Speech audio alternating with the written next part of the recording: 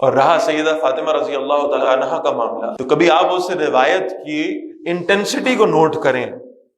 اس کی کیفیت کو جانیں۔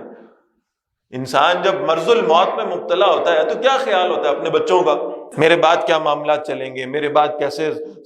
بچے، کیا کون دیکھے گا، کون سنبھالے گا، کیا کرے گا، یہ خیالات ہوتے ہیں۔ سیدہ فاطمہ رضی اللہ تعالی عنہا کی مرض الموت میں خدمت پر مامور ہیں حضرت اسماء رضی اللہ تعالی عنہ، وہ قریب بیٹھی وہ روایت کر رہی ہیں کہ حضرت فاطمہ رضی اللہ تعالی عنہا نے پریشانی کی حالت میں نے ان کو پایا، تو میں نے ان سے پوچھا کہ سیدہ آپ کیوں پریشان؟ ذہن میں آیا ہوگا شاید حسن کے لیے پریشان ہوں گی، شاید حسین کے لیے پریشان ہوں گی رضی اللہ تعالی عنہما، شاید اس پہ پریشان ہوں، شاید اس پہ پریشان ہوں کہ گھر کیسے چلے گا، شاید سیدنا علی رضی اللہ تعالیٰ عنہ کے لیے پریشان ہوگی۔ کیا پریشانی ہے؟ کا پریشانی یہ ہے کہ میرے دل میں خیال آ رہا ہے کہ جب میں دنیا سے رخصت ہو جاؤں گی اور مجھے ایک چارپائی میں لٹا کر مجھے میرا جنازہ لے جایا جا رہا ہوگا تو کہیں ایسا نہ ہو کہ میری کفن پر لپٹی ہوئی میت پر بھی کسی غیر محرم کی نظر پڑ جائے، مجھے اس کی پریشانی ہے۔ اور یہ ذہن میں رکھیں کہ انسان اپنے دنیا سے جانے کے بعد، فوت ہونے کے بعد کے معاملات کا مکلف نہیں ہے، اس کے باوجود انہیں خیال ہے کہ میرے دنیا سے جانے کے بعد بھی کسی غیر محرم کی نظر کفن میں لپٹی ہوئی میت پر بھی نہ پڑے۔ اللہ اکبر۔ یہ جاننے سمجھنے کے باوجود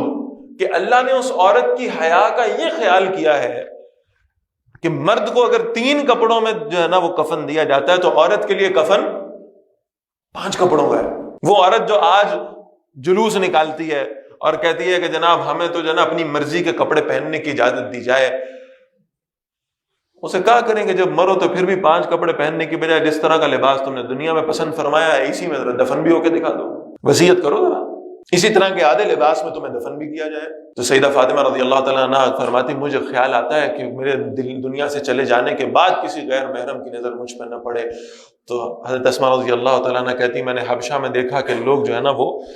خواتین کو اس طرح دفن کرتے تھے کہ چارپائی کے اوپر اس کو بالکل کور کر دیتے تھے کہ اس سے نظر بھی نہیں پڑتی تھی۔ حضرت فاطمہ رضی اللہ تعالیٰ عنہ نے فرمایا یہ بہت اچھا طریقہ ہے، یہ